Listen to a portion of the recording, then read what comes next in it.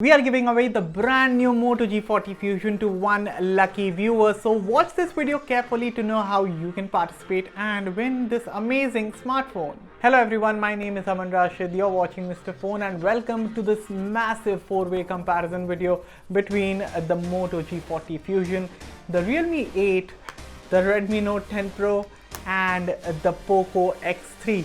So I wanted to make this into a 5-way comparison video including the Galaxy F41, but unfortunately I don't have that phone with me right now. But never mind, let's focus on what we have with us right now, that is these 4 phones, the Moto G40 Fusion, the Realme 8, the Redmi Note 10 Pro and the Poco X3, and see which phone among these 4 is absolutely worth your hard-earned cash. But before we start, please go ahead and subscribe to the Mr. Phone YouTube channel if you haven't yet, and if you're new here, also press that bell icon so that you're notified whenever we post a brand new video. With that said, let's get started.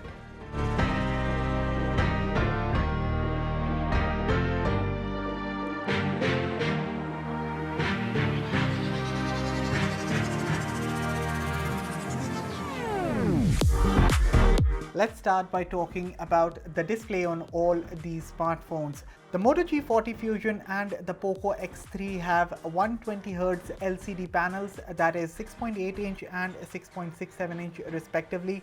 On the other hand, the Redmi Note 10 Pro comes with a 120Hz 6.67 inch Super AMOLED panel, while the Realme 8 features a 60Hz 6.4 inch Super AMOLED panel. Of course, all these smartphones come with full HD resolution. Now, if you ask for my opinion, I think so the race for the best display among these 4 phones is between the Moto G40 Fusion and the Redmi Note 10 Pro. Let me elaborate. I feel a lot of what you view on the display depends on how good the software and hardware work on a smartphone. See, if the software is laggy on a phone, then no matter whatever display there is, the whole experience automatically goes down the drain. So on the Poco X3, despite having a 120Hz panel, it is the phone's software that just isn't smooth and optimized.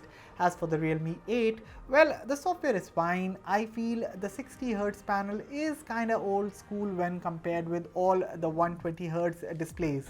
Now coming over to the Moto G40 Fusion, not only is the 120Hz LCD panel bright and smooth, but the color reproduction is on point thanks to the IPS technology.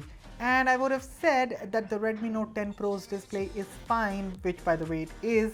The hardware on that smartphone just isn't able to drive the software smoothly, that is MIUI 12. In short, I think it is the Moto G40 Fusion that strikes the perfect balance between the display, software and hardware. And speaking of software and hardware, once again I will say that this is a 2-horse race, but this time the race is between the Moto G40 Fusion and the Realme 8. See, MIUI is a feature-rich skin, but in the budget category on the hardware that these phones come with, the overall experience is not that great. As I mentioned a bit earlier, despite having 120Hz panels, it is the hardware plus MIUI that's holding back the Poco X3 and the Redmi Note 10 Pro. This brings me back to the Moto G40 Fusion and Realme 8. So the G40 Fusion features stock Android 11. No bloatware, no ads, just a clean experience. On the other hand, the Realme 8 runs Realme UI based on Android 11. Now I don't have any problems with the smoothness of a Realme UI. My issue here specifically with the Realme 8 is the 60Hz display, because of which no matter how well optimized Realme UI is, everything from scrolling across screens to opening apps feels choppy in comparison to stock Android plus 120Hz refresh rate on the Moto G40 Fusion. And just by the way, stock Android has a charm of its own, and I feel if you don't want any unnecessary apps, spam notifications, ads, etc., please go ahead and use a phone with stock Android 11, in this case the Moto G40 Fusion. Trust me, you won't regret it. And Motorola software is exactly what Google intended us to have in the first place, with only the absolute essentials on top. So the Moto app or My UX is one place where you'll find all your customization options, gestures, features, etc. No different apps for different things. You have My UX and that's about it. Besides, you're also getting ThinkShield security if you get the Moto G40 Fusion, and without delving into any fancy details, just know that this phone treats your privacy and data as the utmost priority. So whatever data there is on your smartphone, ThinkShield security ensures that it remains safe. Okay guys, if you wish to win the Moto G40 Fusion, then all you need to do is to subscribe to the Mr. Phone YouTube channel. Also follow Mr. Phone on Instagram and Twitter, and once you have done that, leave a comment below along with your Instagram and Twitter handles as to why you should win the Moto G40 Fusion. Winners will be announced after 7 days on our social media platforms, so stay tuned. Let's move on to talk about the hardware on these smartphones. Now, apart from the Realme 8 that features the 12nm MediaTek Helio G95 SoC, all the other smartphones come with an 8nm Snapdragon 732G SoC under the hood. But it is the Moto G40 Fusion that brings the Snapdragon 732G experience in the most affordable package. That is 13,999 rupees for the 4GB RAM plus 64GB storage option. Want more RAM? In this case, you can go for the 6GB RAM plus 128GB storage option, which is priced at 15,999 rupees. By the way, there's also an ICICI Bank offer on both debit and credit cards, which gives an instant 1,000 rupees off, and this further brings the price down to 12,999 rupees and 14,999 rupees for both variants respectively. For perspective, 15,999 rupees is the starting price of the Redmi Note 10 Pro, which also features 6GB RAM, but the storage here is just 64GB, which makes the deal on the G40 Fusion a bit more enticing. Now, one can even argue that for more money, you're also getting 8GB RAM options on the Redmi, the Realme and the Poco, and yes, that is true.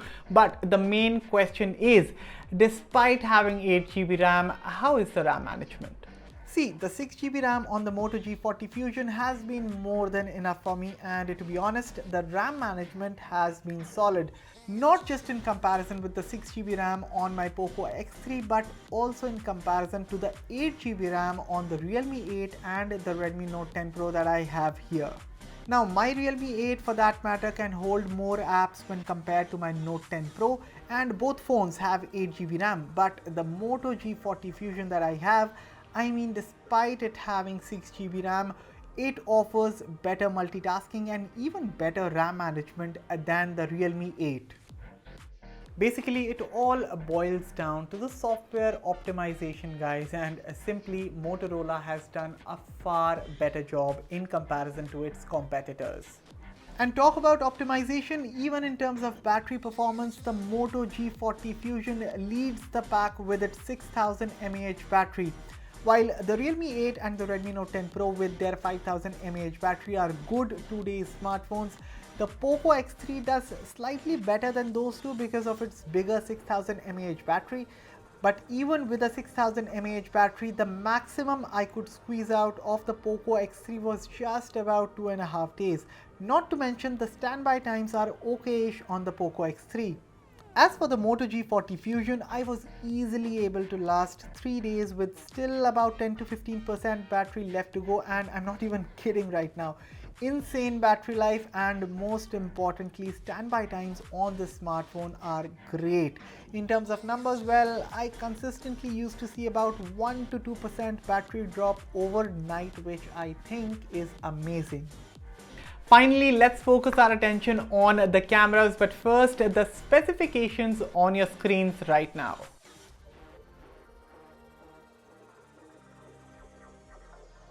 This is the side-by-side comparison of a daylight shot taken from the primary camera on all the smartphones, and right off the bat, the output from the Redmi and the Poco look very similar, and both smartphones exhibit a warmer hue, which was not the case with the scene.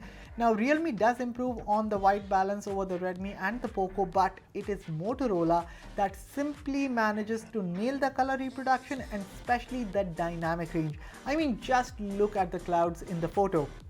Now the same scene, but this time taken from the ultra wide angle lens, and you can see all the three phones, that is the Redmi, Realme and Poco, exhibit a warm color hue, and I can't help but notice that the color of the clouds just looks washed out. As for the photo taken from the Moto G40 Fusion, do I even need to explain here?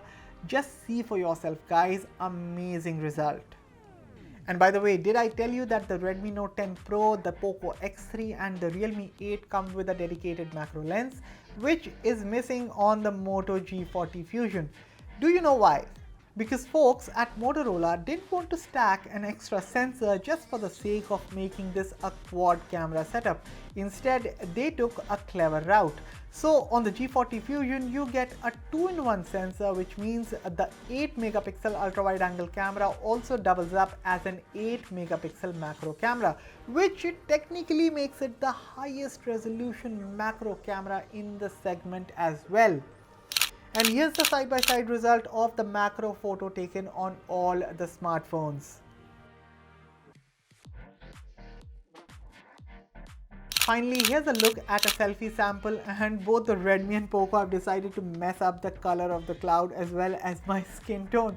Realme on the other hand makes my face look extra bright with the cloud color being oversaturated. Not very accurate in terms of color reproduction. As for the Moto G40 Fusion, good color reproduction, be it the sky, my t-shirt or my skin tone. The Moto G40 Fusion once again nails it. To sum it up, all these smartphones are good smartphones, but if I have to make a choice, if I have to choose one smartphone above the rest, then I will go for the Moto G40 Fusion because nothing beats this. The Moto G40 Fusion, in my opinion, features a good all-round experience with stock Android 11, ThinkShield security, and not to forget, you're getting the Snapdragon 732G experience in just about 14,000 rupees. But most importantly, what do you guys think? Which among these 4 smartphones do you think is the best? Let me know everything in the comments below, and as always, thanks a lot for watching and for all the latest in tech. Stay tuned to Mr. Phone. See you guys in the next one.